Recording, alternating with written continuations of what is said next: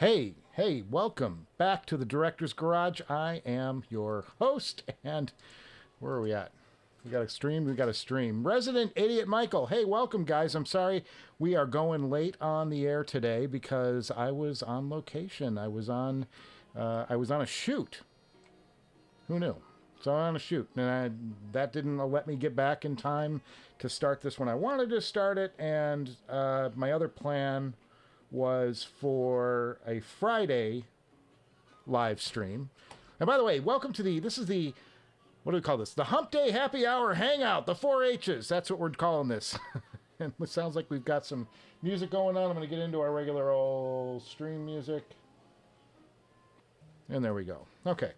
So, wanted to say hello to you guys and spend a little bit of time with you and catch up. Meadow! Metal, there's like two of us watching right now. I didn't get to announce this. I literally just got home from work, and I thought I'm going to turn it on, and we're going to see what happens. So that's the plan. That's what we're doing. We're just turning it on. And by the way, we got a couple of things today. So if I can get some lighting on, because, you know, we need lights for television, last I checked. Of course, this isn't television. It's YouTube. Who knows? But, all right, there we go.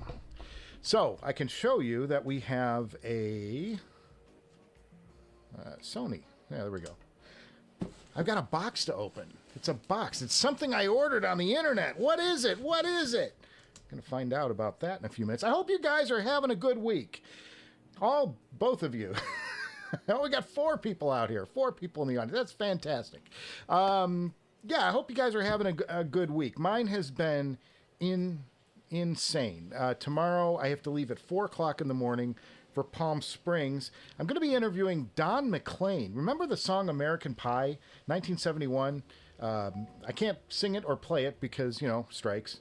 But yeah, I'm going to be interviewing Don McLean. It's the 50th anniversary of that single, that iconic song. He also wrote songs like Crying, a couple other big hits.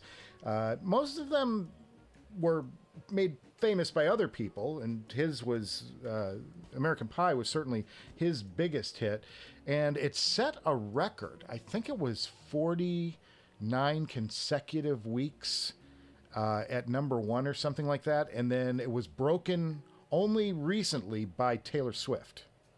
Something like that. I might have the stat wrong on that, what the actual stat was. But Taylor Swift just broke his record, this incredible record that stood for 50 years about that song. And she sent him a note and said she stands on the shoulders of giants. So Don McLean got a shout out from Taylor Swift. Things you'll never hear. Okay. So yeah, we've got this box. We've got the live stream and... toast. No, toast. What's going on with you guys? What's happening? What's happening in your worlds? What are you guys drinking? Get a beverage. This is a happy hour. We're supposed to be drinking.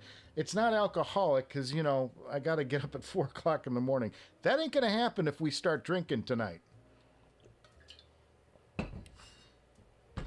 Just finished shooting episode 100. I shot that last night, finally. And I started cutting it together, but it's going to be a few days out before I can get that to you guys.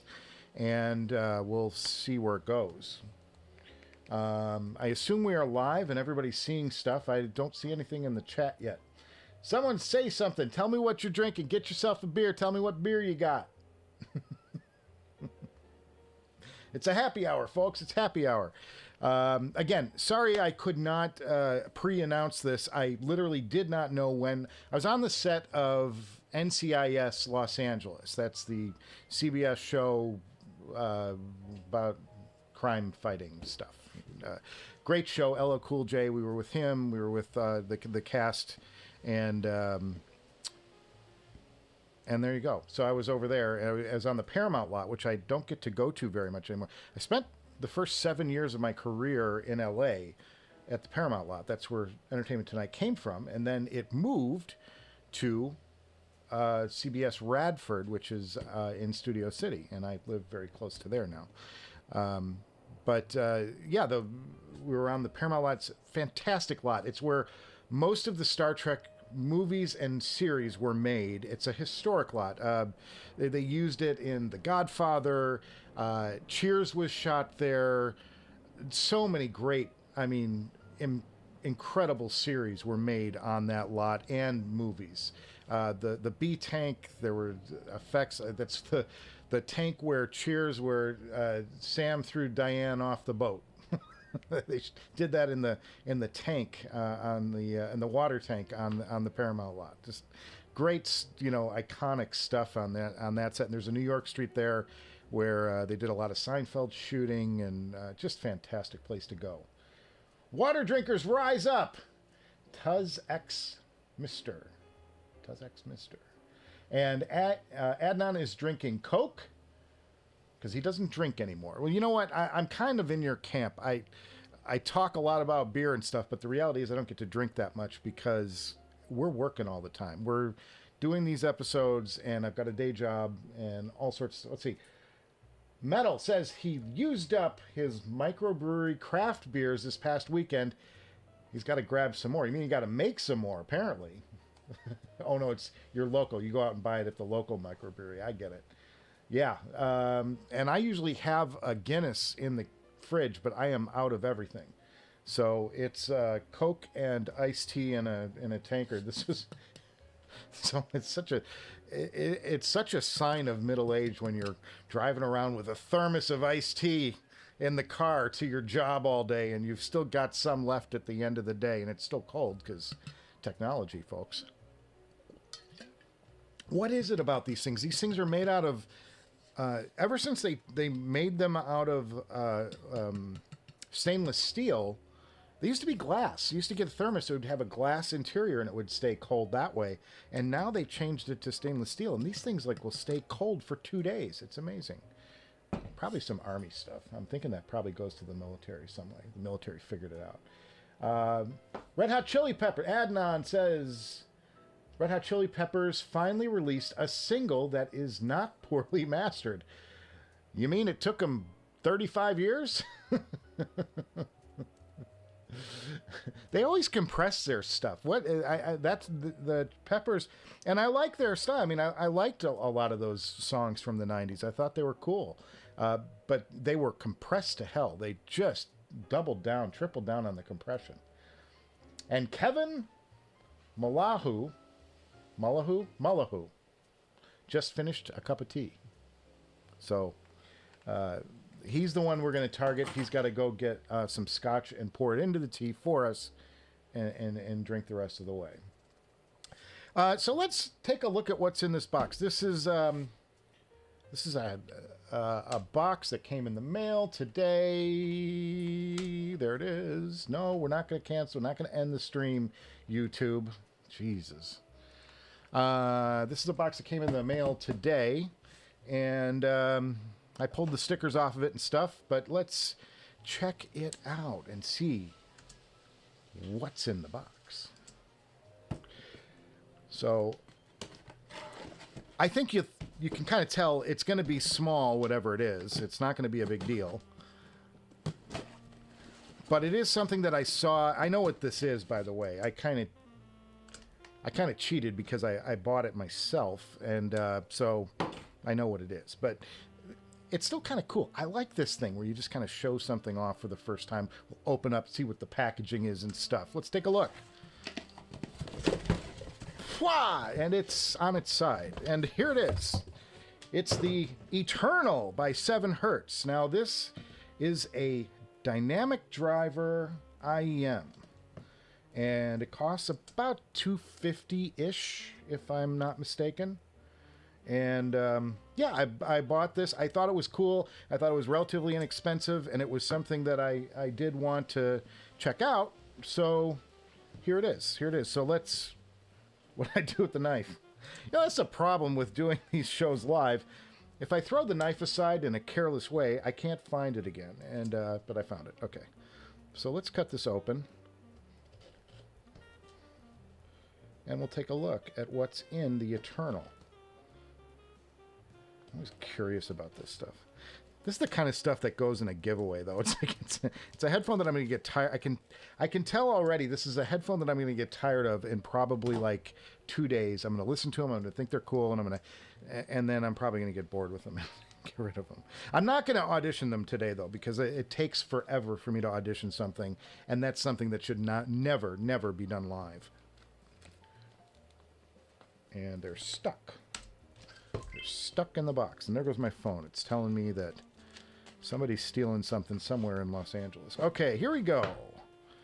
And wow, here's what it looks like. It's, it's got this. Oh, they did the bronze. Okay, so if you got the timeless, if you got the 7 Hertz timeless, which is in a bag over there, I'm not going to be able to get to it, but they come in this metal box that would be great if you have a sock and you need to beat somebody up.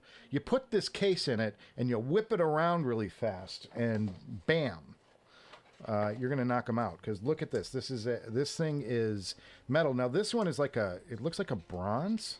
Looks like a bronze. I like this better than the silver one. That's what the timeless came in. This one's bronze, though. Bronze alloy or something. See what else is in this thing. Take a look. Kind of fun. Well accompanied. Here's a nice set of tips. That's kind of cool. Kind of cool. Another set of tips. 2 sets of tips. Well, they're getting kind of fancy over there at 7 Hertz. And then we got a card. QR code. Scan that right now with your phones. Get it? Get it? Get it? Too bad. I'm a cruel person. Anybody read this? Tell me what it says. Let me know, because it's not in my language. Okay, so all that's left to do then is to open this guy, and let's do it right now. Wow! And, oh, hey, these are kind of cool. Look at that. Look at that. Look at that. Wait, where's my thing focusing today? Because, that's kind of going to give us a better shot. Let's see. Is that focused? Yeah, look at that. It's like a big, huge driver. Boy, they really don't chintz on letting you see that driver. It's right there, front and center, and there's a piece of glass. Is it glass? Feels like plastic over it, and then it's got the MMCX connectors. That's the right. You can hear the police coming for me. I've clearly done something illegal. It's right outside the door. Yeah, that's kind of cool. Not bad, not bad. Okay, oh, I'm getting it out of the frame. So, yeah, and I liked the timeless, and that's the thing. I really liked the timeless. I enjoyed the timeless. And, oh, look, it came with the Pentacon connector, too. Very nice, very nice. Well done, 7 Hertz, for a couple $100. Not too bad. I like the timeless. I thought it was supremely detailed and really good if you drove them with something substantial. So I was curious about these because, have a driver that big, it's going to boom a little bit, I'm thinking. So I'm going to have to check these out when we get off. It's going to get boring if you guys are watching me listening to a headphone. I don't want to do that to you. This is a hangout. We're supposed to be having fun here. Hi-Fi Boog, seriously considering 7 Hertz. Yeah, I think for chi-fi stuff, budget, it's stuff that's gives you a good sound. I was blown away by the 7 Hertz timeless, and I know everybody says, well, there's a hype train going on about that. Well, then let me be the conductor or something, because I enjoyed them. If I plug something in and it gives me an interesting sound, and there's a lot of exciting sound coming at you, and it's fast and detailed, and it's only $200, and it's killing everything that I'd heard around that price point, I would say, I think the sound was as good, if not better, than the Crin Dusk, the Moondrop Critical Dusk, which is my benchmark under $500 for an IEM. I'm like, and that thing was competing with it, if not besting it. And I didn't do any A/B comparisons with them, but I was getting a lot out of those 7 Hertz timeless. And I'm like, yeah, it may be hype or whatever you want to call it, but if the headphone's good, the headphone's good. What are you going to do? So there's that. So we have these, and we're going to listen to them. I'll listen to them and do a little thing on them in an upcoming episode, as they say. What else is going on with you guys? What's been happening with your weeks? What are you guys doing? I've been writing story after story. For if you've watched Entertainment Tonight this week, you've seen my work, because that's what I've been doing. And I've got like 2 Cokes over here to try and keep me awake through this, and an iced tea. I'm going to be bouncing off the ceiling by the end of this live stream.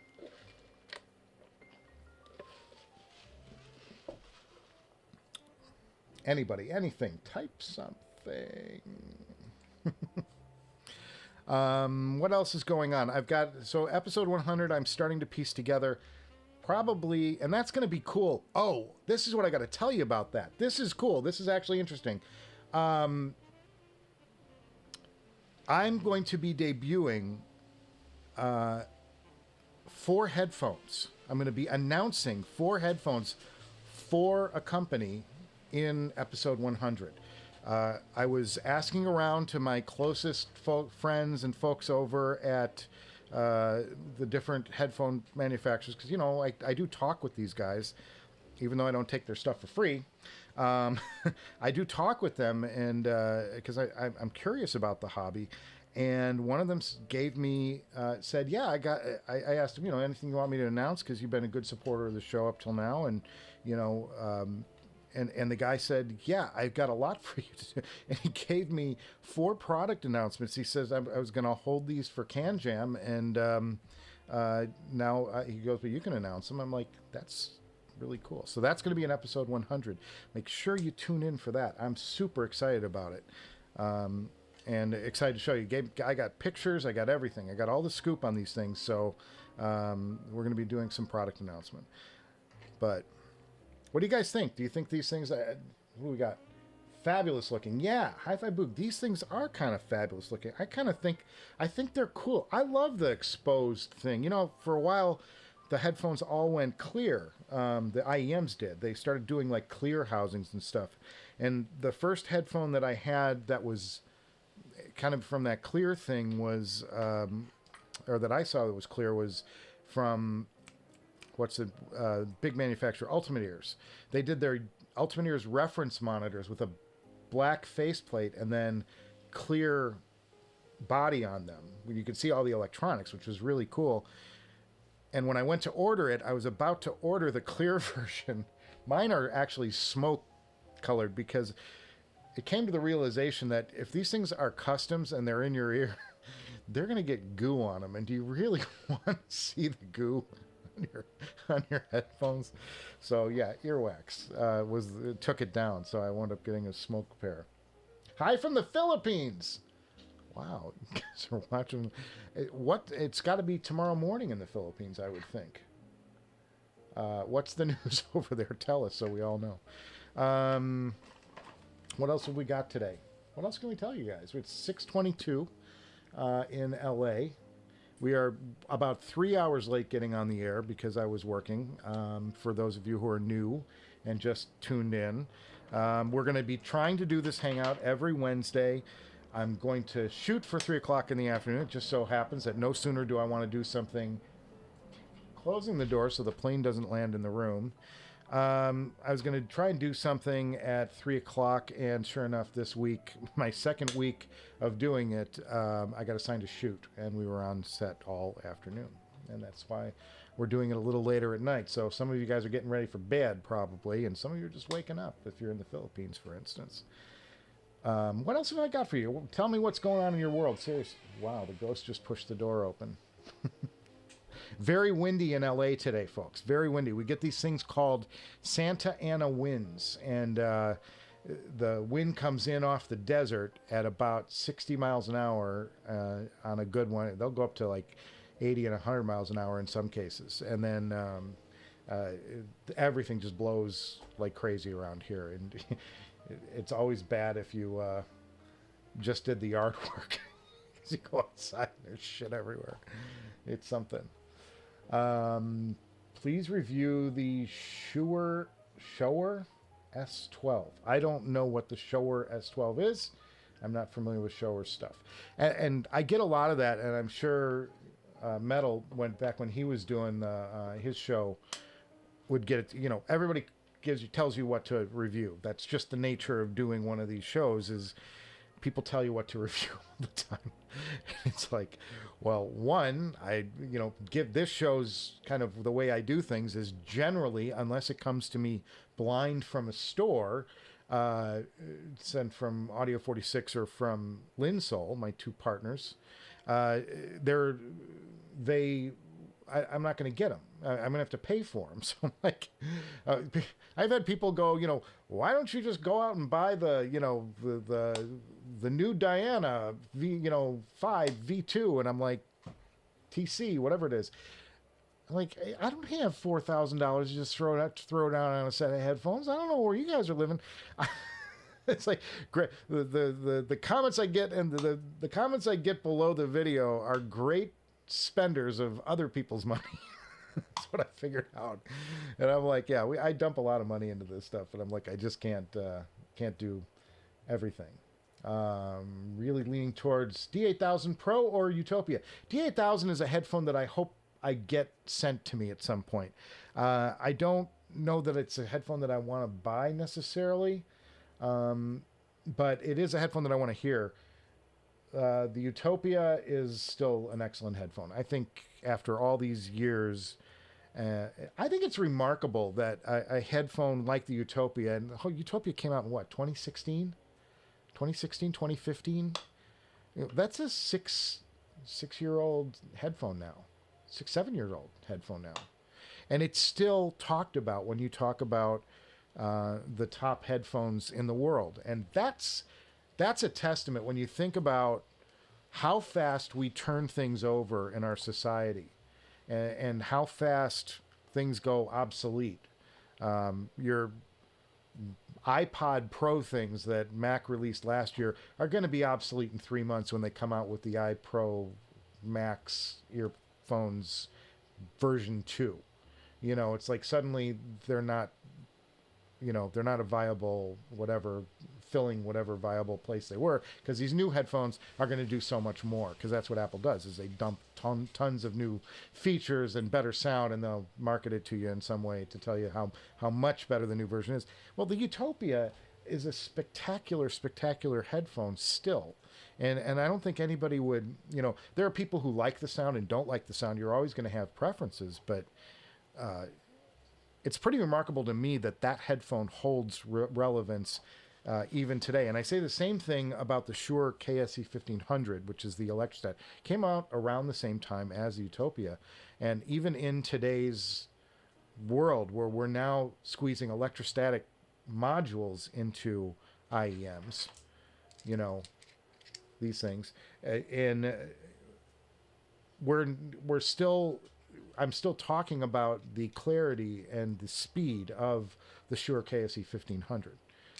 And that's a testament to building a really good, solid product, a product that lasts. And they still sell, on the used market, you still find them for $1,500, which is pretty good for a 7-year-old headphone.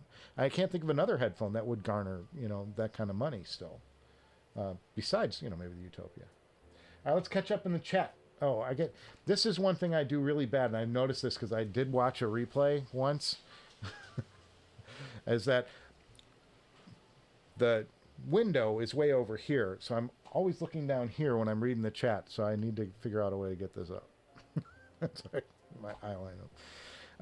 Speaking of Linsol, do you think you'll get a chance to review the Audio Monarch Mark II? I don't know.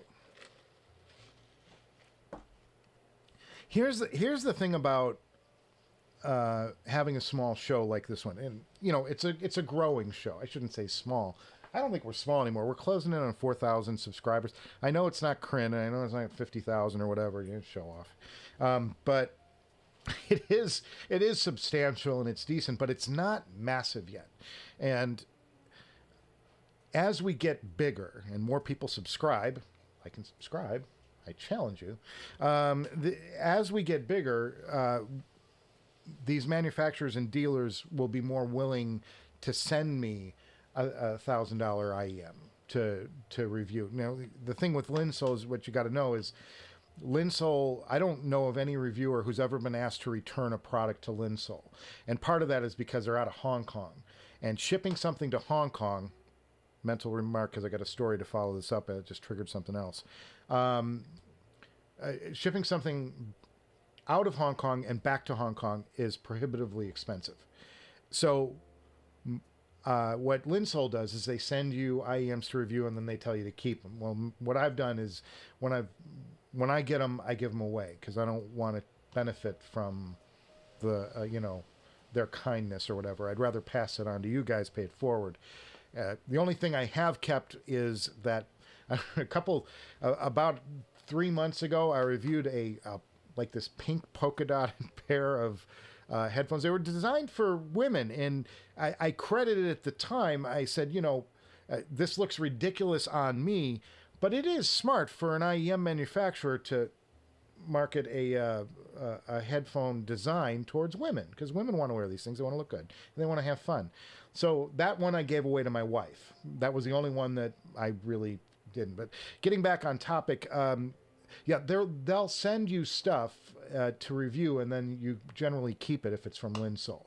And what you do with it from there is your own choice. But they're not going to send me a $1,000 headphone if I've got 4,000 subscribers. It's just I'm not making that big of an impression, and I'm not generating the return in sales that would justify them giving me a $1,000 headphone to review. So the only way around that would be lending. I did one user headphone so far. Rodrigo, who was here last week on the stream, he had sent me his IER Z1R, which is a headphone I appreciated, but it's not for me. And I did review that, and that was something from a reviewer. Or I have to buy it. So then the question becomes: do I want to spend $1,000 on an IEM for the Theaudio IEM?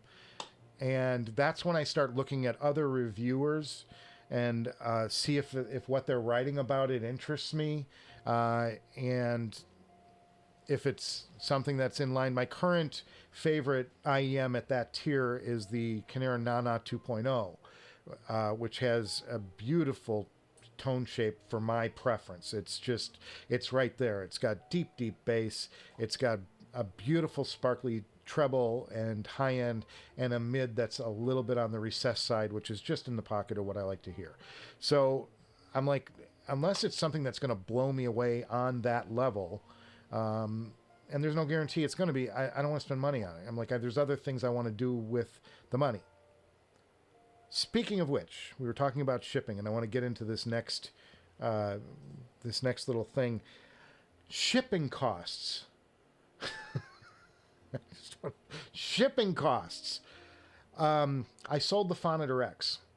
Sold the Phonitor X. It's finally, it went to another home today. I dropped it off at UPS, and great. I sold it for what I asked for it, and it was a little bit less than what I paid for it. And it's like $2,250 I paid for it. I sold it for $2,200. Somebody got a nice deal on it. They're not going to lose money on it. That thing is, it's still a viable, brand new product, and not brand new, but it's new enough where it's, it's going to hold its value.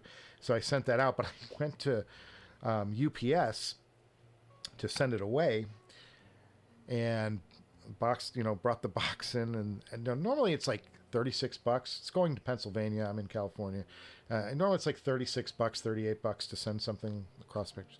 $100. $100. I'm not kidding. The shipping costs have tripled over where they were. And I know, I don't want to get into the politics, so it's not worth it. It's just the reality is shipping is 3 times more expensive. I'm warning anybody out there who's selling anything, account for shipping. Because I'm like, really? Oh, I made $100 less on that than I thought. Well, isn't that great?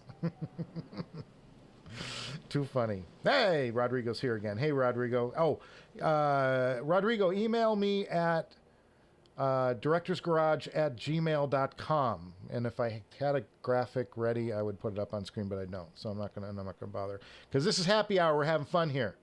Well, email me there. I'm gonna and get me your address. I'll send you something for giving me that IER Z1R. I got a little something I'll send you in the mail. What else we got? Let's go through the chat.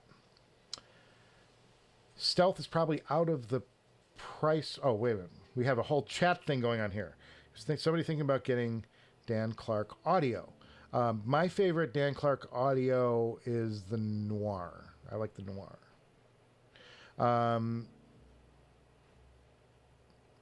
ATH M50 or HD 650. I'm not sure what that's referring to. Stealth is probably out of my price range. Yeah, and by the way, no, I wasn't a fan of the Stealth. I haven't done an extensive listening session, but I did listen to them at Can Jam, and I walked away thinking they're okay. I mean, but I wasn't. I didn't get out of them. The thing that most impressed me about the Stealth was how quiet they were. Like when you put them on, the isolation was fantastic, but the actual sound I was not as impressed with. I was more impressed by their $1,800 closed back Ether C closed, as opposed to the CX closed from Drop, which was the Drop tuning. I didn't care for as much, but the CX closed I enjoyed, and the Noir. The Noir is an amazing headphone, I think, for the price. I think it performs at a couple $100 over its price. Very impressive headphone. Sounds beautiful. Any opinions on the first flagship of its time, the HD800S? Or are you saying the HD800? I had the HD800. I loved the HD800. That was a remarkable headphone. I loved the design, and it was the most comfortable headphone for a long time that I'd ever put on my head. And I loved the sound of those. Some people didn't like the treble on them. And it was a little peaky, but I had it on my tube amp, and it sounded fantastic. Thoroughly like that, and eventually I moved on to the HE1000. That was when I got out of the Sennheiser lane. And the HE1000 I thought was a better headphone than the HD800. But for its time, and remember, and I've told this story before on the show, that headphone was $1,600 when it came out, and everybody was shocked. I mean, everybody was just like, how can they charge that much for a headphone? Like, flash forward to today, it's like $1,600. Well, okay. You know, it's like, it's a steal. Everybody freaked out when that thing was $1,600. And boy, we're at $6,000 for the top end, $8,000, you know, depending on what you're looking at. So, yeah, probably a steal by today's standards, that HD800. I really liked it. And I know that some people didn't like the mids on that, or the upper mids, but I always enjoyed that headphone, and it was a headphone that was really fun to wear too. I really enjoyed wearing it. And I have the HD800 820 right here, which is a headphone that has been panned by more critics than any other headphone in recent memory, and I like it. Shamefully like it. I like this headphone. I like the way it plays with Soundstage. It's nowhere near reference. It's nowhere near like the best thing you'll ever hear. But kicking back late at night, and I just want to play some tunes and kind of isolate. And I don't care about being, you know, like I want to have a little spatial thing, because the thing is that it makes songs sound wider than they actually were recorded, and it sounds like things are coming from places that maybe they weren't recorded in the actual room or when they were mixing them, and that's a knock to some people. Some people can't stand that. I think there's a place for that. I think it's fun, and I think it can be fun. So this is a headphone I actually enjoy still to this day. I was just listening to it the other day, clearly because they're wired up on my computer, or on my amp back there. Got in late. What did you miss? Well, what you missed was an unboxing of a brand new headphone from 7 Hertz. Now, you remember I like the Timeless. We'll go back and do a little recap here for those of you who missed. I was on the air late, and I didn't give any notice. And the reason I didn't give any notice was because I was working all afternoon, and I told you all about that in the first part of this. But I got to get to don't. Did you know that spacebar in your browser window cancels the stream? True story. Just ask me if I want it. And it also is a cut when I have the switcher app open. So here, this is what we looked at earlier in the show. I unboxed these. And what these are, if I can find the camera, there we go. What these are the 7 Hertz. It's a brand new headphone from 7 Hertz, and it's called the Eternal. It's the Eternal from 7 Hertz.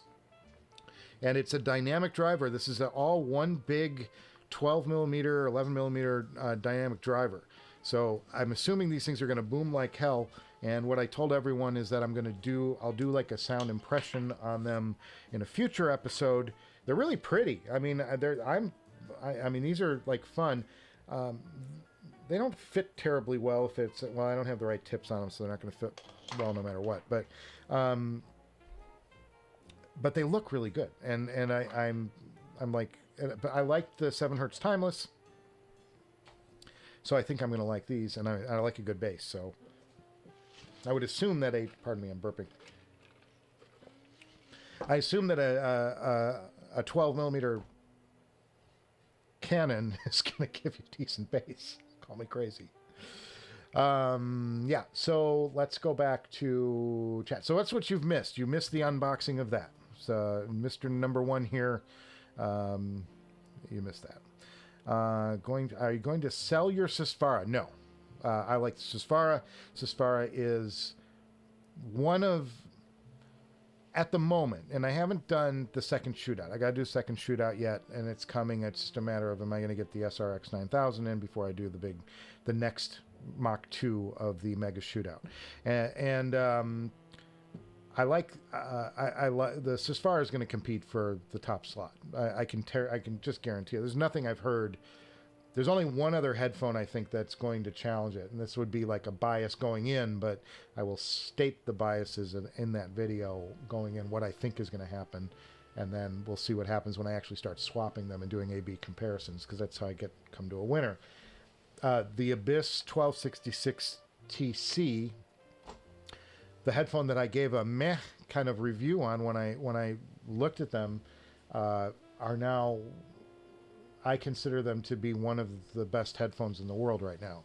And the reason is the Ferrum stack back there, the Ferrum Ore and the Ferrum Hypsos, worst name ever. I keep saying that, and I stand by that assessment. They need to change the name. Yeah, the Ferrum stack has totally changed the characteristics. It's one of the few times that an amp has changed a headphone so drastically that it went from kind of, it's okay, but it's not special, to, oh my God, this is amazing. It actually like blew me away. Matthew Hilty, thank you for $5. That's very kind of you. That's going to buy us a 6-pack of Coke. Appreciate that. Keep me up all night. Have you tried the Odyssey LCD-R? If so, what do you think? I have not tried the LCD-R. What I will tell you is that I am going to the Odyssey campus, their factory, on April 1st. They invited me down, and I'm going to be going down there, and they're going to give me a tour of the place. And I do believe that I'm planning on bringing my credit card, because I think I'm not going to walk out of there without buying something. I kind of want the 4. I want the LCD 4, and it's a headphone that, like, at the time that I bought my HE1000 V2.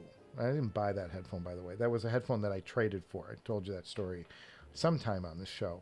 Hi-Fi Man contacted me, and I'd written a review of that headphone, and Hi-Fi Man contacted me and said, we liked your written review. If we give you an even trade of our HE1000 V1 for the new HE1000 V2, would you write a review of it? Because we liked your first review. And I said, hell yeah, brother. Not stupid. So yeah, I took that trade. But that was the headphone that I would have bought if I hadn't bought the HE1000 first time around, or maybe it was the HE1000 V2, whatever it was. That was when I was considering buying the LCD4.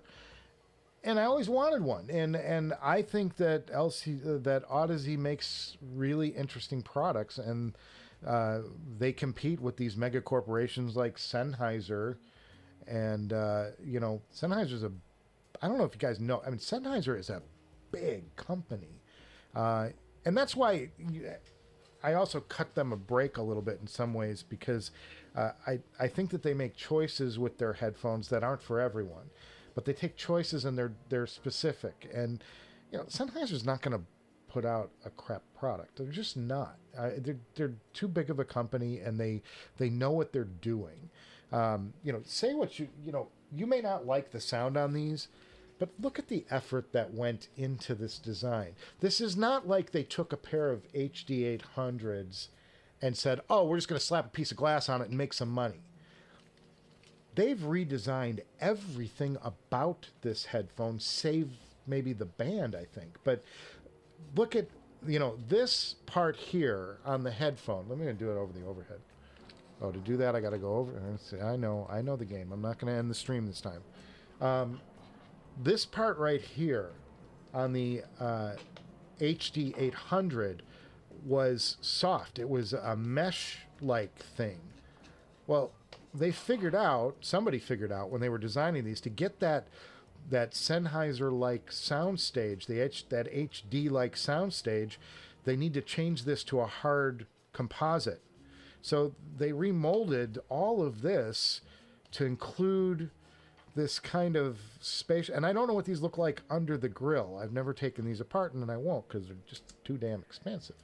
But when you look at all the different changes that they made, everything on this headphone is intentional. There are custom parts in here that are not, they look nothing like the old HD800. Now they still reference that design, but Sennheiser totally re-engineered that headphone. I mean, they didn't just cash grab, throw some glass on it, and call it a day. Those choices were intentional, and either you buy into their decisions or you don't. You like them or you don't. But Sennheiser's not going to throw something together and throw it out there. And my greater point was that Odyssey has been able to walk lockstep as a small company. They've been able to walk lockstep with the changes and the improvements that all these bigger companies have made along the way, and that's saying something. Now I know if Metal was still here, I think he probably fell asleep, because you should fall asleep listening to me. He'll complain about the quality and of the Odyssey products, especially those earlier ones, the 2 and the 3. That's may be, but I still, for sound, they've always been, competing at the top. Just so is Hi-Fi Man. I don't know how big Hi-Fi Man is as a company. I don't know what they look like. Their corporate structure looks like. But Odyssey, I know, is a small company. All right, let's move down. Let's do some more.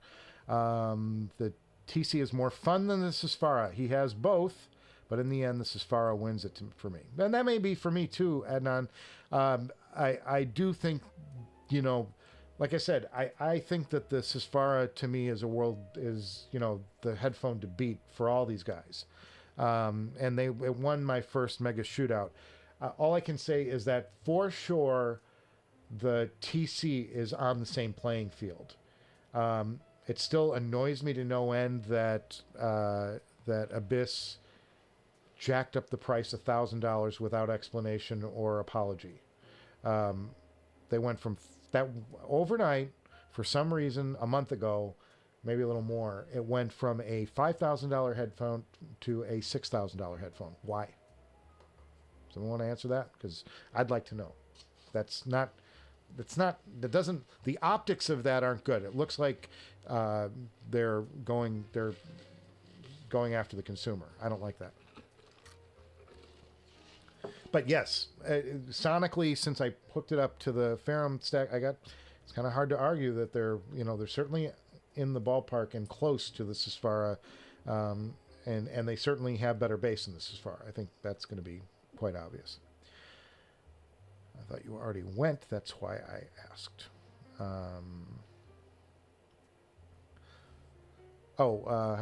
Is the 7 hertz heavy?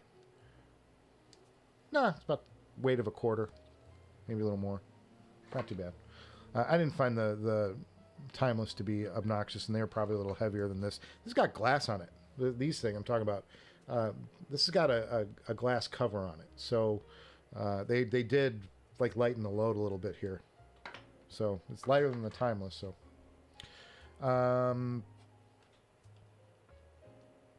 speaker amp camp. Oh, for the Sesfara.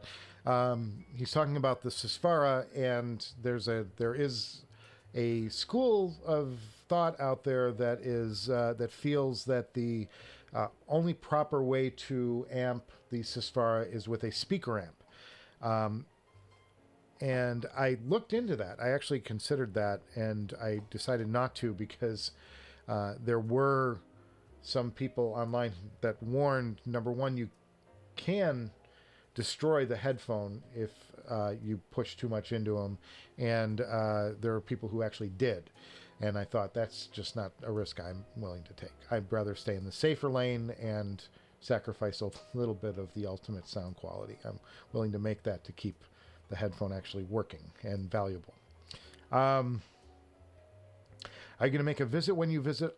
When you can make a video when you visit Odyssey, or if you say like me, Oddies, which they're going to take me out to the woodshed for. Excuse me. I don't know if they're going to let me, and I may need to sign an NDA to get on the property, and I wouldn't be surprised, and they have every right to do that. So the short answer is I don't know. I will try, but I'm not going to be hiding a video camera on my lapel. And now that I've said it on the air, they're going to like look at me over for a camera. Wish I could buy an LCD4 still. Maybe somebody can clear this up for me in the chat, because I know there have been several LCD4 models. See, the wind is blowing so much that it blew the door open and I could hear the airplanes again. Somebody can explain to me the LCD4 models. That would be really interesting, because I know that they've had some different iterations of it, and then they went to this LCD4Z, which is a lighter version of it. Does that sound the same? Does anybody who's an Odyssey fan know, was there a sound difference as they revised these fours, or did they keep the same sound signature and they sound pretty close? Or is there a big controversy over that? I don't know. But I would actually, that's a headphone that I'm actually interested in. They did a big trade in Thing when the LCD5 came out soon. I think there should be a bunch of refurbished LCD4s in the new future. Now, that may be. But like I said, I think it's the LCD4Z is the current model of that. It's like, whatever. They put they changed that little letter at the end of the 4, depending on what version is it. And they're still selling the 4s. The 4, you can still go and buy the 4s. But it's a 4Z now, not a 4S or 4 whatever the heck it was. And the LCD5 is a step in a totally different direction for Odyssey, and I applaud them for taking chances and doing new things. Have you heard the KZ screw? I've not heard any of the KZ products. I am aware of the controversy, though, particularly with the Kryn edition and how they changed it on him, which I thought was not cool. I have always wanted to hear the HDA20. It's not neutral, but it doesn't mean it's bad. No, it's not. And I'll be honest with you. I've said this on the show too, and this is maybe a little controversial, is neutral is kind of boring to me. That makes sense.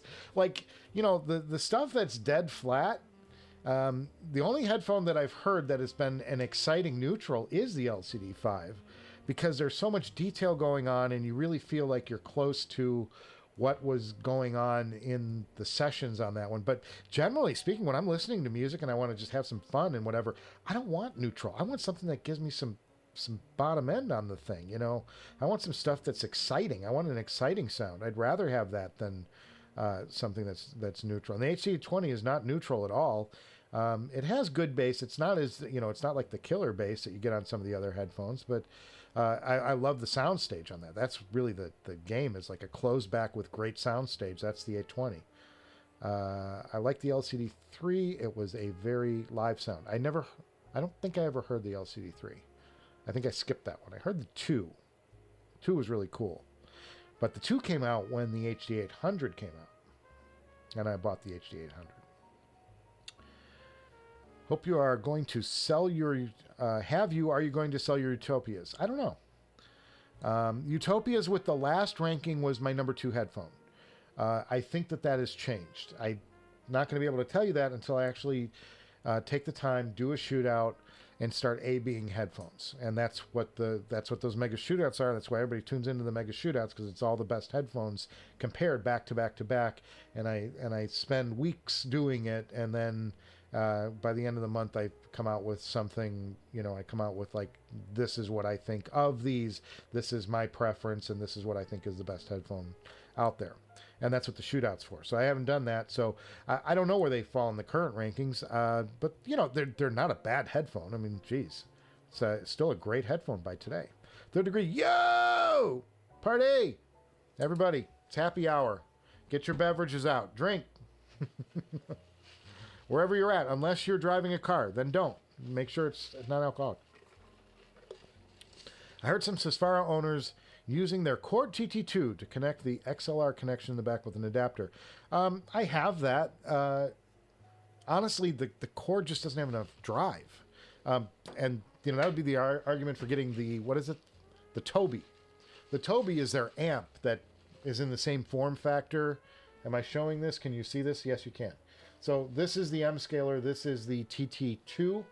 There's a Toby, which is the amp module that matches these two. And you could get that and you'd probably be in the ballpark with the Sesfara, but I honestly think the TT2 by itself isn't going to get you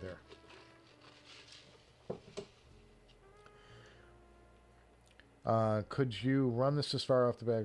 Yeah. No, I don't think you can run the Sesfara off the back of the TT2. I don't think that the amp is enough. Curious to have your thoughts about the Carbon now that you have them. I'm glad you asked, Kevin. Kevin Jacques asked, curious to hear your thoughts on the Carbon now that you have them. Anybody care to link Kevin to the incredible video I did on the Carbon? The full review I did in the last full episode. I've done some live streams. For those of you just tuning in, I'm going to catch you up a little bit because we've got 70 viewers, 78 viewers. I don't know. We've had 78 viewers so far, so I'm just going to catch you up a little bit. This is the live stream version of the Director's Garage, and we did an unboxing earlier, and we kind of just kicking around and having fun. But the main Director's Garage episodes that I like write and film and do all the nice graphics on and all of that. That's our regular episodes. And the next episode is episode 100. I just released in episode 99 a full detailed review of the Carbon. And go back and watch that. Links below. And tip your waiters and waitresses and use the links below, the affiliate links below. They don't cost you any extra money. And in fact, if you go to Audio 46, use the coupon code Director's Garage, all one word. When you check out, you'll save an extra 5% on most of the items they stock, and all the other affiliate links below. I don't get you a discount. I'm terribly sorry. I'm just not a big enough show yet. But you do support the channel. And this is my argument for this. People have Patreon, and people just like do the Patreon subscription to like give to shows, and they do memberships to give to shows and things. I'm not doing that on this channel, at least yet, partially because I don't have the time for it, and the other reason is what I'm about to tell you. If you use the affiliate links, you support the channel, and you get something for it, It's like it's a good deal. You'll get 5% off anything you want to buy or whatever it is, or if you're going to buy something anyway, you get the product and you support the channel at the same time.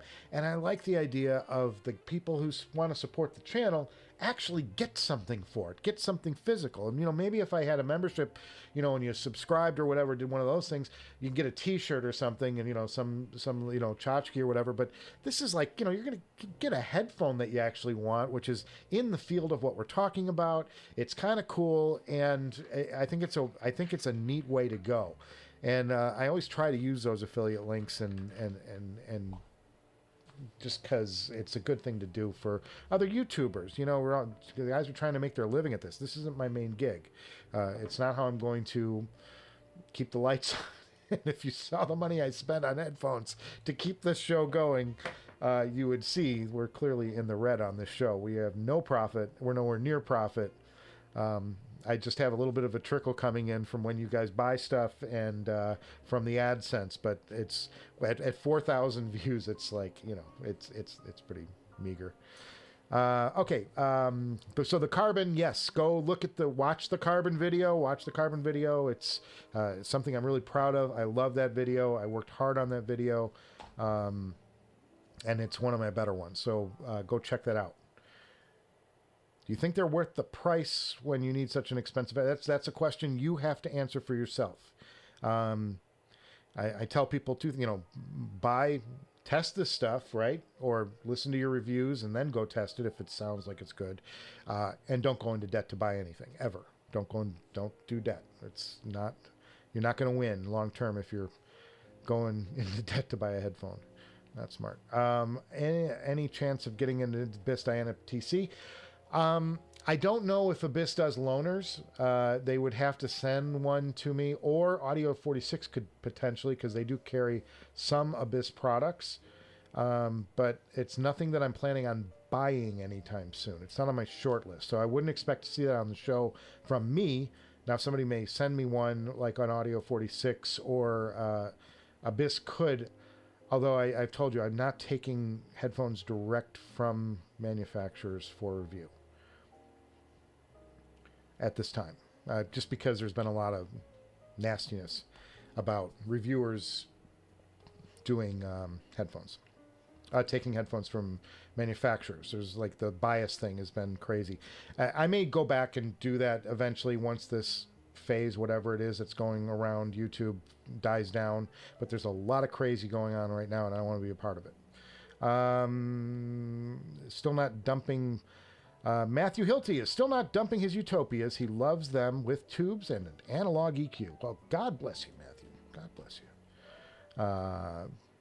You go get your sound. Another controversial topic. Does anybody else in your family also share your love for sound and music? How do you enjoy the hobby together? That's a good question for all of you. You guys all ought to be writing shit about that, because that would be actually interesting. I'd like to know. For me, my wife loves music. We don't share the same genre, except for like country, because country was something that I used to never like, and now I have an appreciation for it. But I don't, it's not my main thing I listen to. But we kind of, if we're on a road trip somewhere, we'll often listen to country on the road. It's good driving music. So, or unless I'm really getting tired, in which case, you know, Zeppelin, of course. But country, she loves musicals. She's a huge, huge fan of musical. She was former musical theater actor and singer and performer, dancer, all of that. So she has a love for musical theater, and that's her jam. So her radio is tuned to the Sirius XM channel that's got the Broadway stations on. I think it's called Broadway. So that's what she does. But I like all genres. I'm like, I cross genres. I love jazz, really love jazz. Work regularly on increasing my knowledge of jazz. I think I have a kind of mid-pack knowledge of the players in jazz and what they did and what they represented, but I don't know jazz as well as some of these guys who like host the jazz shows on Sundays on the radio. And I would love to have that kind of knowledge someday, and I'll get there maybe. I certainly have enough jazz recordings, and it's certainly something I love to listen to, especially late at night. It's great stuff to listen to. And I have a number of headphones here that are supremely good happen to be really good at playing jazz, and they're enjoyable. Yeah, so that's a genre that I like. And then of course I like rock, I like hard rock, I like acoustic music, I like everything. I like Sinatra, I like it all. I mean, it's a big tent. Music is a big tent, and if you can make me feel something, That's what it's about. It's about emotion. If you can make me feel something by what you're playing, what you're singing, the rap song you're calling out, and the whatever you're whatever's got you passionate, and if I can feel that emotion through music, song, lyric, whatever it is, yeah, I'm in. I'm in. I all of it. Yes, please. Um, and how do we enjoy the hobby together? Well, I give her headphones. Give her my pink sparkly headphones when they come in. That's how we enjoy the headphone together. Let's see, love the color on your back wall. Is it Benjamin Moore or Sherwin? Actually, the secret of the director's garage is there's a lot of patchwork on these walls.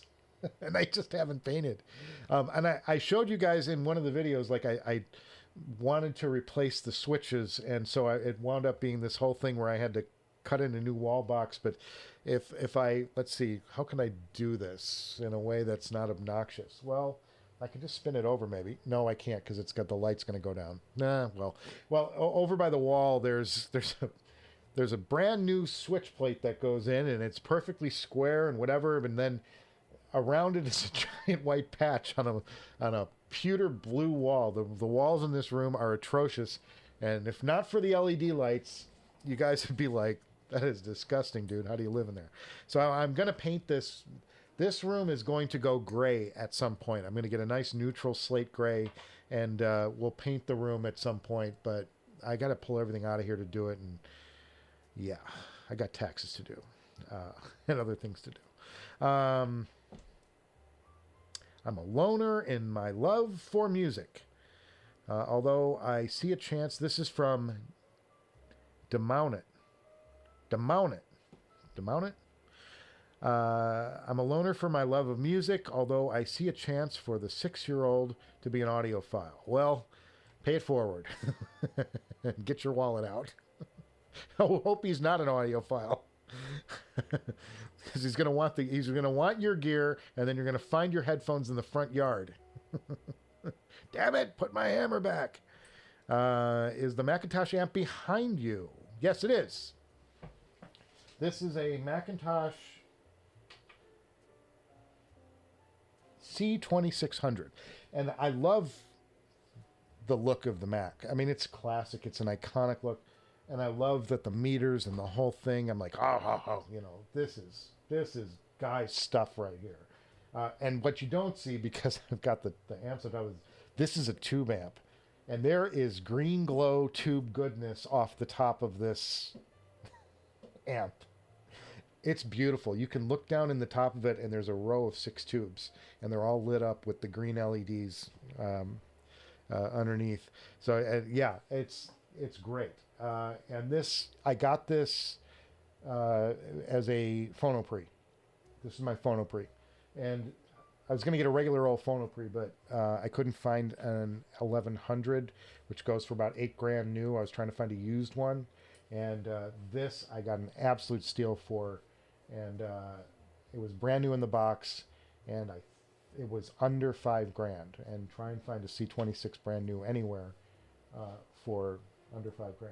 And the reason it was down in price is because the C2700 had just come out, so they were just unloading the 2600s to anybody who would take them, so they could get the 2700 and out and get people excited about that. But the reality is, they, you know how these things are. They change this much and they charge a ton more money. Love my channel dedication. I'm here for you guys. Have I tried Coke bottled from Mexico? Sure. I mean, you go to most LA restaurants have Coke from Mexico. But, I'm American, so give me my high fructose corn syrup, please, to go. What is the best way to do a headphone XLR extension cable? I would think, I'm not like a wired. I buy wires. I'm talking about like premium headphone wires. I have a couple of them. I've shown them off on the show in the past. I, do I believe that they're cool? Hell yeah. Do I support anybody who wants to buy one? Hell yeah. Can I tell the difference? Hell no. I don't think I can tell the difference. But I love it that we spend money on things that make no sense. Headphone extension, just buy an XLR extender cable. XLRs, by nature, the reason that XLRs exist. Oh, I had a cool thing the other day, and I wanted to put this into a video. Can I do it now? I'm going to save it for a video. But it's the history of XLR. And I came across this article, and I'm like, you know me, I mean, I like any weird, bizarre, facty kind of thing. And yeah, I'm going to do a thing on the XLR connector and where it came from and what the thing that got me interested was I was like, well, it means like left, right, and what's the X though? And I was totally wrong. It's something entirely different. And I had that on one of my browsers somewhere, meaning to put in a future show, but I just haven't done it. So I'll do something fun with that at some point. I'll tell you the XLR extension. But yeah, the XLR, the point of XLR was to be able to do longer cable runs. That's why they kind of devised the strategy of having a neutral cable. It allows you to do nice long runs on your cables if you're, say, doing a recording studio. An RCA, 2-lead plus minus, it degrades under much shorter distances. The signal starts degrading. The XLR doesn't degrade the signal over long distances. That's why you have them. So yeah, but any XLR thing will extend your cable, and it will do it well, as long as the connector's not broken or something, or you got a loose wire. Vocalstelia is grinding on me. Any ideas on a high-end closed back besides the Verite using a Woo audio amp? Well, if you know this show, John Q, you know that I was not a fan of the Vocalstelia. It actually was one of my biggest disappointments in the first 100 shows of the series, and it just didn't impress me. I'm like, people were, it did not come near the speed, and to my ears anyway, it did not come to near the speed of the Focal Utopia. It didn't have any of the Focal Utopia slam, the fun of the Utopia, and it just didn't impress me. So what would well, I mean, you named it. The Verite closed, I think, is probably in there. If you're looking for a close back, well, and it depends on what you're trying to do. If you're trying to mix, or if you're trying to, I would think that the Dan Clark Audio Ether C closed. I've heard those. Those are very nice headphones. I'm a fan of those. I'm not a fan of the drop version of them.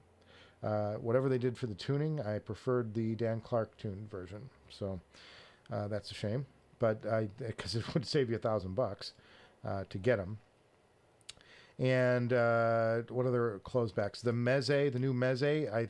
The new Meze sounds great, but it's overpriced. It needs to be an $800 headphone, not a $2,000 headphone. It's not, it's the build quality, the everything about that headphone screams about $800. And at $800, I'd be like, yes, that's the best headphone under $1,000.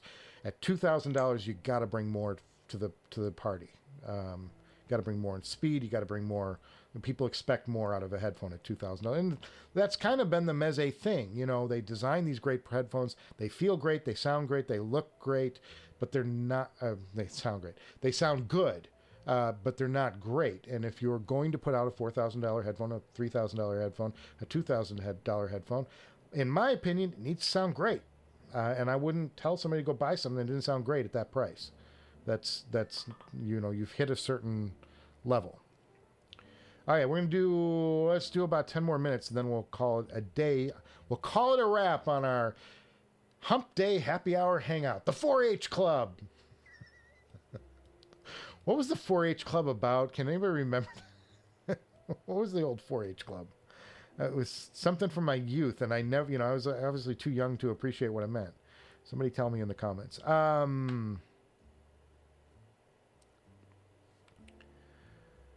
No noise. Yes, so no noise on the XLRs, and you can go do long cable runs. That was the main reason. So that's my thoughts on but the Verité's closed. They've got a couple of closed options. It might be smart to kind of go through that line. Start maybe at the $1,200 level. They've got a couple of closed. The Aeolus, is that the closed one from ZMF? Try some of the lower tier ones first. See if you like them. Maybe high end or mid range sounds a little hot. Yeah, I was not falling for the Steli at all. Have you ever had a new headphone ruin another headphone that you previously loved? I'm trying to think of a case for that, Michael P. Michael P writes, have you ever had a new headphone ruin another headphone that you previously loved? I wouldn't say ruin. I don't think anything's ruined a headphone. I mean, there's better and there's, less than better. But I don't think that it hasn't ruined a headphone. Even like when I got, thinking about the Meze, when I got the Elite, it didn't ruin the Meze Empyrean. The Meze Empyrean is still a good headphone. It's just not a great headphone.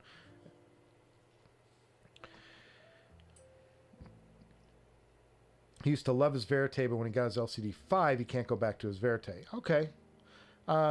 Yeah, I always wind up going back to the old stuff. I just want to hear what it sounds like sometimes and, see if it's still doing it for me. And then I just sell stuff off because I have to. Do you think the Stax X9000 is the end of the game? No. No. And because the early reports are that it doesn't have the bass. It's not bringing the bass the way, it's got the same Stax issue that some of the other headphones have. They increased a lot of the stuff on it. They made a lot of stuff better, but unless it's bringing a thick bass, the Carbon to me has the bass problem solved. It doesn't have the loudness problem solved. My ears are still ringing from that week with the Carbon, by the way. Still. It's been 2 weeks. I'm hoping this thing settles soon, or I've got permanent hearing damage, which is really annoying from doing a stupid headphone review. ZMF Icon is a fun listen. I'd love to hear it. I got to get back into ZMF, but there's a whole thing there. I've got to dedicate myself to getting back. What I've been doing in the most recent season of the Director's Garage. Season 1 was more Focal focused, I think, and then I got into the second season. And there's not seasons, just these are sort of eras as the show's evolved. It's been definitely an Odyssey season lately.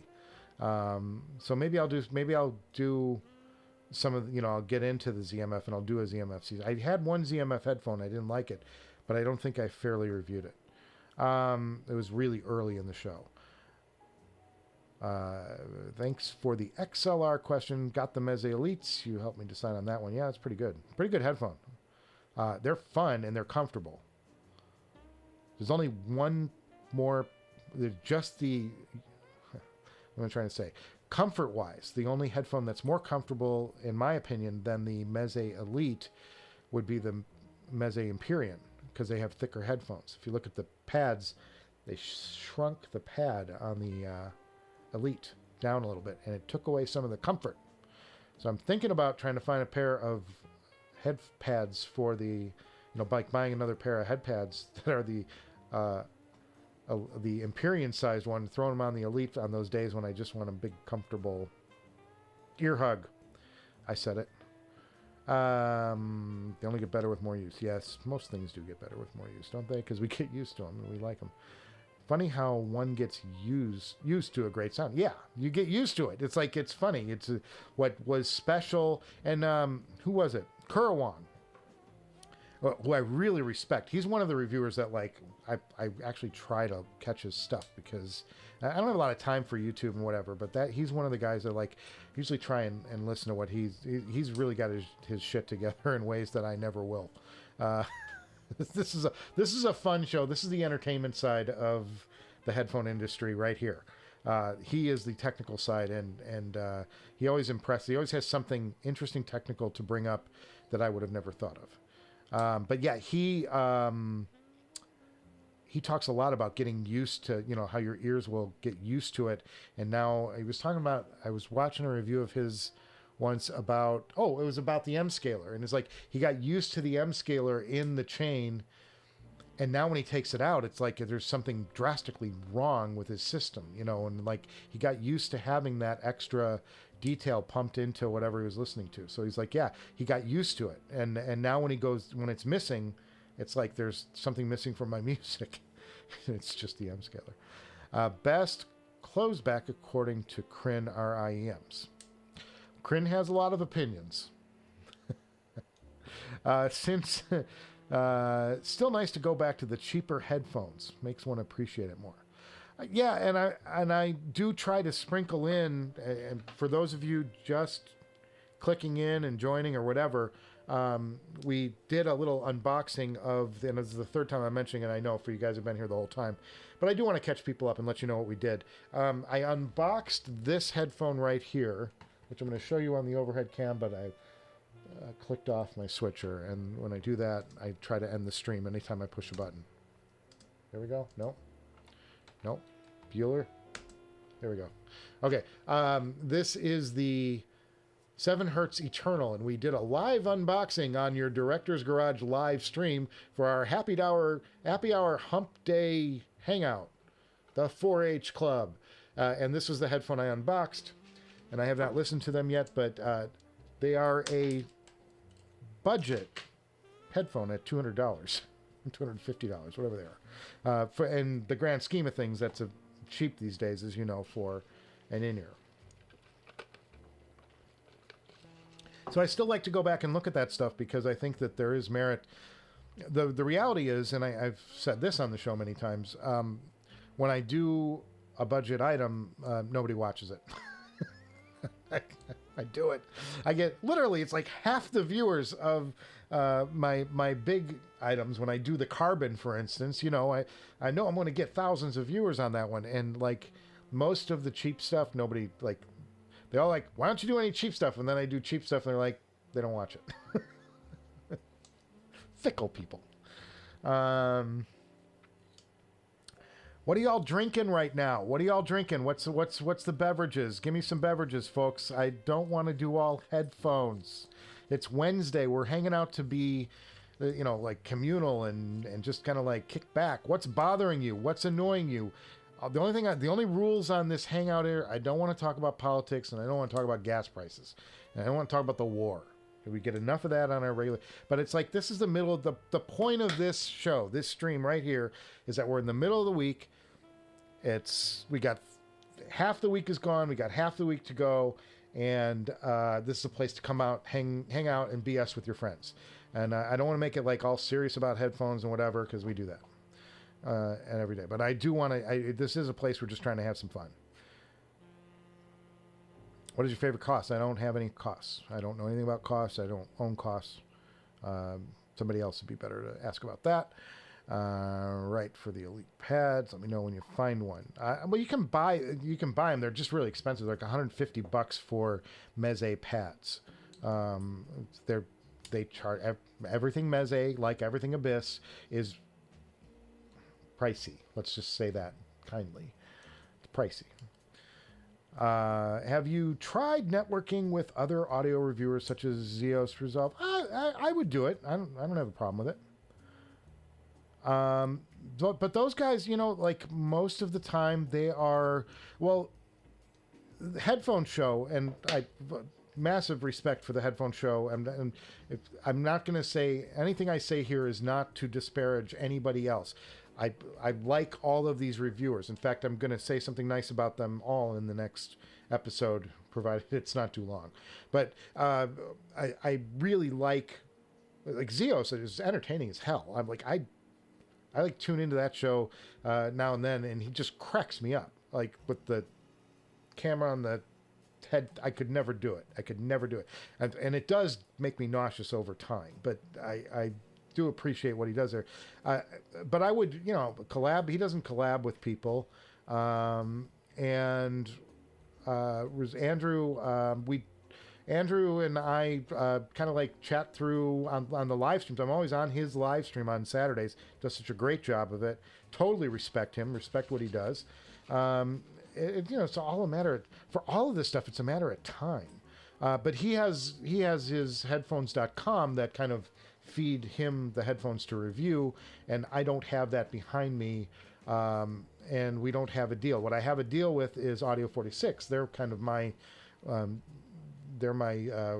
pusher. my headphone, my electronics pusher. And I say that with full love because Tony there knows what happens is he'll send me something, some blind what's in the box thing, and I'll get it and I'll listen to it and I'll go, this is really good. And then I'm like, send me an invoice. I wind up buying it. That's his secret to maximizing sales, is that I'm like, this is so cool, I gotta have it, and then I buy it. So yeah, and as far as getting loaners and stuff, it's boxing, and that's the same stuff. It's like all this stuff takes time, and I don't have a lot of it. Clearly, because I'm live streaming instead of you watching a really nice, beautifully produced video. You're seeing my face for radio on a Wednesday night. Well, we're just hanging out, though. It's kind of fun. Matthew Hilty is drinking Dr. Pepper. Love that. Eating Jack in the Box. Yes. Captain Jack. Dip and Crunch Burger because he watched the ad and he wanted one. This is Matthew is after my heart. Rodrigo's into the Irish whiskey. Hey, happy St. Patrick's Day to all of you who celebrate the love of the Irish. And another HD 600 on the bottlehead crack and speedball. Oh, JTB writes, other than the HD 600 on the bottlehead crack and speedball, it isn't really going back to cheaper headphones once you've gotten a taste of the higher end headphones. Yeah, it's hard. It is hard, and I ran into that syndrome kind of with the Focal line, because it's like I had the Utopia, and the Utopias are so good, and then they sent me the Radiance, and then I listened to, what was the other one I did? I did the Radiance and one other one, the Grey Poupon one, the Bentley ones. The Bentley was the Radiance. What was the other headphone I did? I don't know. They sent me one other Focal, and I was like, okay. And then I had the thing with the Stellia, and that didn't impress me, and I was just like, I like that Utopia sitting right over there. It's a better. So maybe that's one of the things that one of the situations where I was spoiled by what I'd heard at the top of the line, and when we backed down the line, I was like, well, these are good, but they're not impressing me. Have you tried Sennheiser's IE600? No, I have not. Drinking lemon juice, apple juice, cider, vinegar, and honey. Trying to lose 30 pounds. You and me both, buddy. As soon as I can get an extra hour in the day, I got to walk my ass up the hill. I live there's like a big mountainside thing here. And if I climb that every day, I will lose 30 pounds.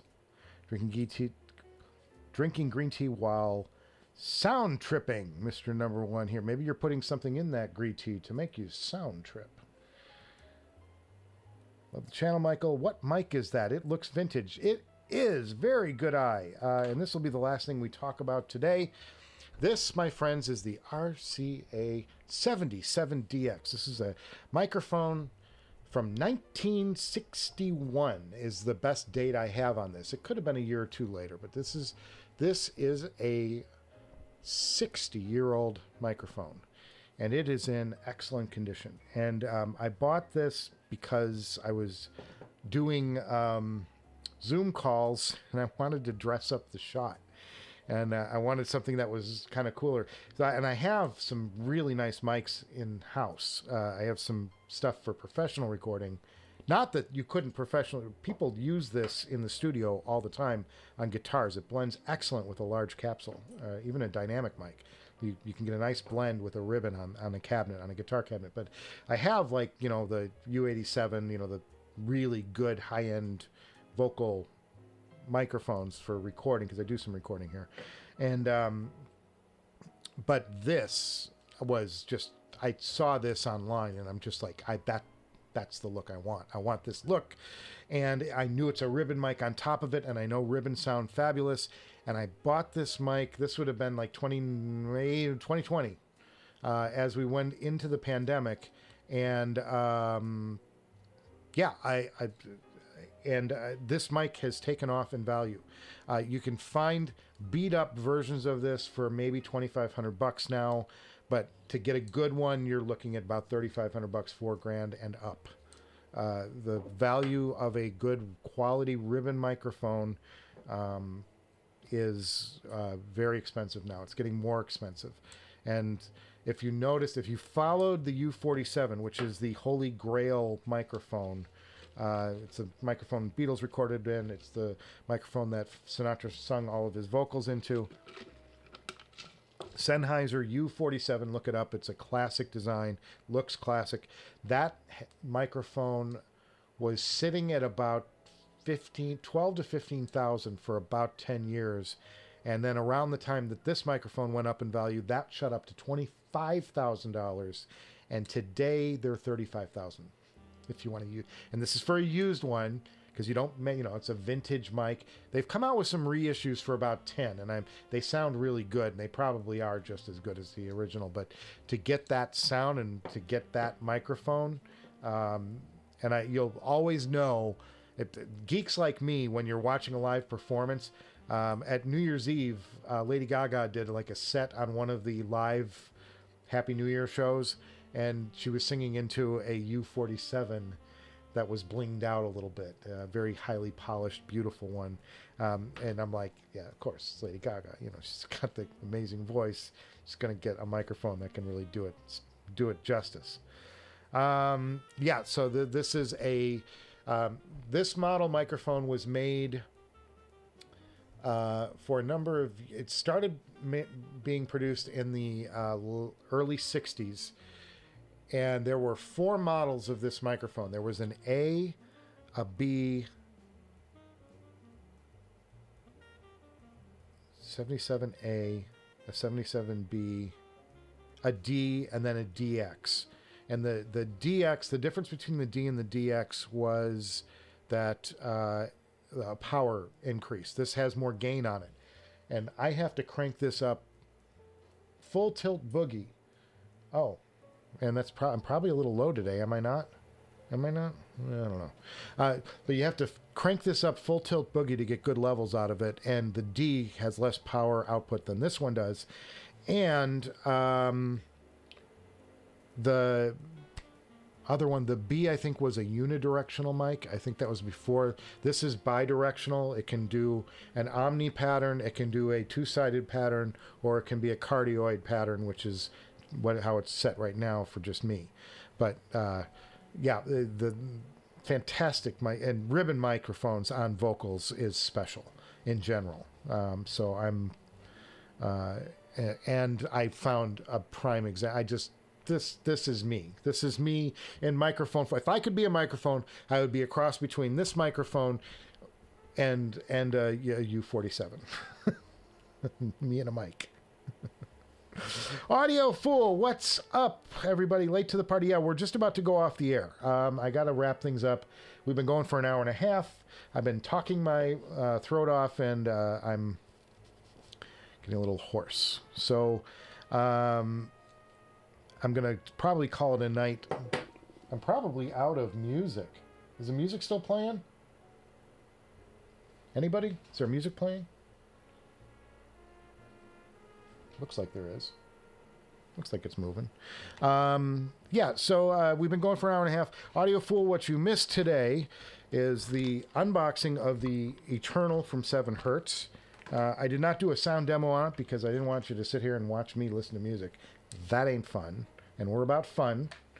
And what else? Let's start the outro music as I wrap things up. Hey, recognize that song. So we did that, and we talked a lot about nonsense and fun and music and all that.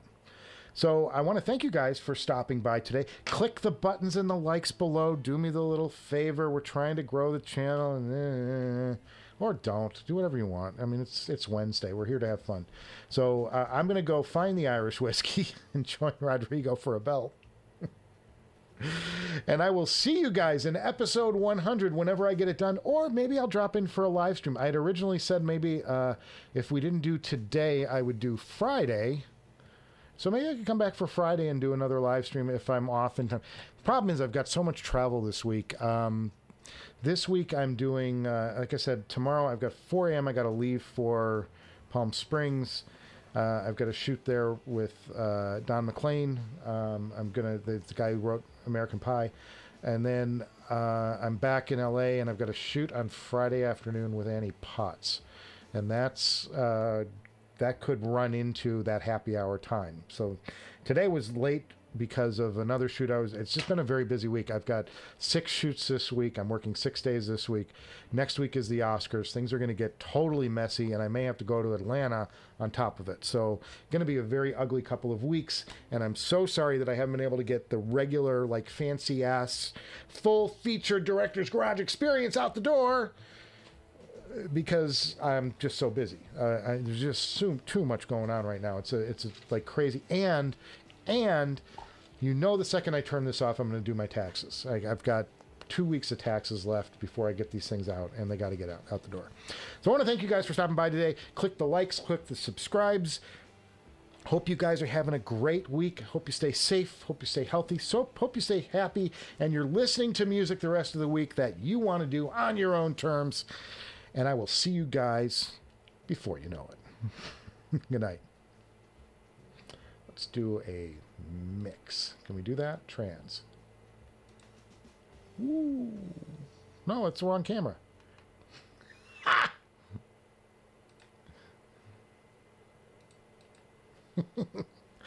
Oh, that was atrocious. Good night, everybody.